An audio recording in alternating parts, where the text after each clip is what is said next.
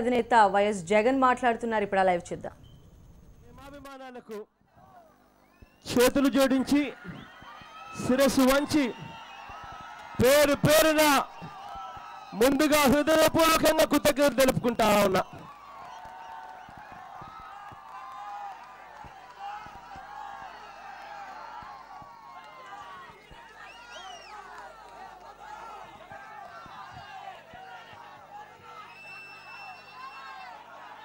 ఇవాళ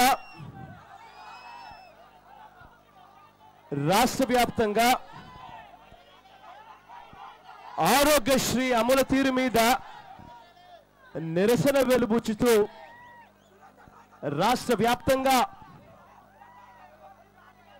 ప్రతి పేదవాడు గలం విప్పుతా ఉన్న రోజు. ఇవాళ ఆరోగ్యశ్రీ పథకం అయితేనేమి, ఫీజు రీయింబర్స్మెంట్ పథకం అయితేనేమి, పేదలకు ఇల్లులు కట్టించే పథకాలు అయితేనేమి, ప్రతి సంక్షేమ పథకం కూడా ఇవాళ కనపడని పరిస్థితి మన రాష్ట్రంలో ఉంది. ఒకసారి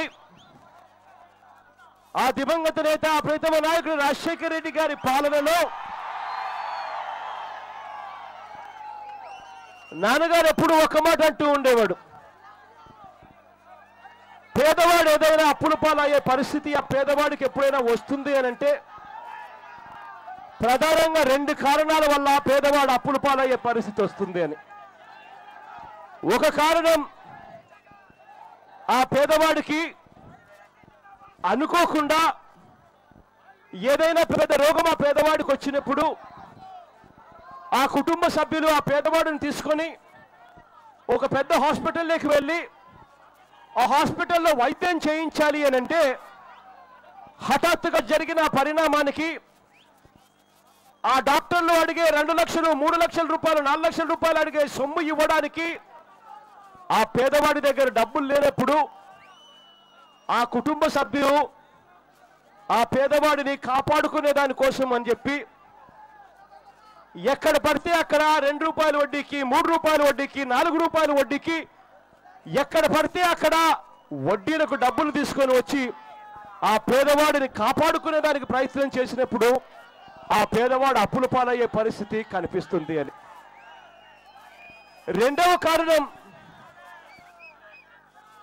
ఏదైనా పేదవాడు అప్పుల పాలయ్యే పరిస్థితి రెండవ కారణం ఏదైనా వస్తున్నప్పుడు రెండవ కారణం ఏదైనా చెప్పాల్సి వస్తే ఆ అప్పుల పాలయ్యే పరిస్థితి ఎప్పుడు వస్తుంది అని అంటే ఆ పేదవాడికి ఆ కుటుంబం ఆ ఇంట్లో ఉన్న ఆ పేద పిల్లాడిని చదివించేదాని కోసం ఆ పేదవాడు అప్పుల పాలయ్యే పరిస్థితి మరొకటి వస్తుంది అనేవాడు. కొంతమంది నాయకులు, నాన్నగారి కన్నా ముందు పాలించిన నాయకులు కొంతమంది పేదవాడి మీద ప్రేమ మాకుంది, బీసీల మీద వాళ్ళకి చాలా ప్రేమ ఎక్కువ ఉంది అని చెప్పుకునేవాళ్ళు. వాళ్ళ ప్రేమ ఏమిటి అని అంటే ఇస్త్రీ పెట్టెలు ఇచ్చేస్తే బీసీలకు అందరికీ మేలు చేసేసామని చెప్పి అనుకోవడం, లేదా సమరం చేసుకునే దానికి కత్తెరలు ఇచ్చేస్తే చాలు బీసీలకంతా మేము మేలు చేశామని చెప్పి చెప్పుకోవడం. కానీ నిజంగా ఆ పేదవాడికి ఏదైనా మేలు జరగాలి అని అంటే, ఆ పేదవాడి జీవితం ఏదైనా బాగుపడాలి అని అంటే ఆ పేదవాడి కుటుంబం నుంచి అప్పుల పాలు కాకుండా ఆ పేదవాడి పిల్లలను గొప్ప చదువులు, ఇంజనీర్లు కానీ డాక్టర్లు కానీ ఇటువంటి గొప్ప గొప్ప చదువులు చదివించినప్పుడే ఆ పేదవాడి కుటుంబం పేదరికం నుంచి బయటకు వస్తుంది అని నిజంగా పేదవాడి గురించి ఆలోచన చేసి గతంలో ఏ ముఖ్యమంత్రి చేయని విధంగా రాష్ట్రంలో ఒక సువర్ణ యుగాన్ని తీసుకొచ్చాడు ఆ దివంగత నేత ప్రీతమ నాయకుడు రాజశేఖర రెడ్డి గారు. ఇవాళ ఆ నాయకుడు మన మధ్య లేడు. ఇవాళ ఆరోగ్యశ్రీ పథకం ఆ నాయకుడు తీసుకొచ్చిన పథకం. ఇవాళ పేదవాడు ఎక్కడికి పోయినా, ఏ హాస్పిటల్కి పోయినా ఆ పేదవాడికి డాక్టర్ ఉచితంగా వైద్యం చేయించేటప్పుడు కనిపించేది ఎవరు అని అంటే ఆ దివంగత నేత ప్రీతమ నాయకుడు రాజశేఖర రెడ్డి గారే కనిపిస్తారు. ఇవాళ చంద్రబాబు నాయుడు గారు కుతంత్రాలు పన్నుతా ఉన్నారు. హాస్పిటల్కి వెళ్ళినప్పుడు కానీ, పేదవాడు చదువుకునేటప్పుడు కానీ కనిపించేది చంద్రబాబు నాయుడు గారి ముఖం కాదు కాబట్టి, కనిపించేది ఆ దివంగత నేత ప్రీతమ నాయకుడు రాజశేఖర రెడ్డి గారి ముఖం కాబట్టి, ఇవాళ ఆ రెండు పథకాలకు తూట్లు పొడిచే కార్యక్రమం ఇవాళ చంద్రబాబు నాయుడు గారు చేస్తా ఉన్నారు.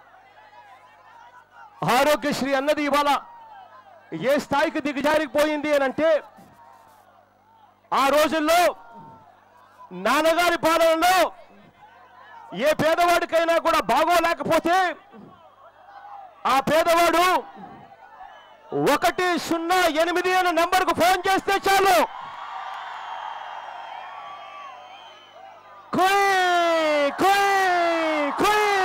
అంటూ 20 నిమిషాల్లోనే ఆ పేదవాడి ఇంటికి అంబులెన్స్ వచ్చి బాగోలేని ఆ పేదవాడిని తీసుకొని పోయి పెద్ద హాస్పిటల్లో చేర్పించి ఉచితంగా పేదవాడికి వైద్యం చేయించి, ఆపరేషన్ చేయించి, ఆ పేదవాడికి ఛార్జీలకు కూడా డబ్బులు ఇచ్చి, మందులు ఇచ్చి ఆ పేదవాడిని చిరునవ్వుతో ఇంటికి పంపించే పరిస్థితి. ఆరోగ్యశ్రీని అనారోగ్యశ్రీగా మారుస్తున్నారంటూ టీడీపీ ప్రభుత్వం పైన వైఎస్ జగన్ తీవ్ర స్థాయిలో విమర్శలు చేస్తున్నారు. ఇప్పటివరకు మనం ఆ లైవ్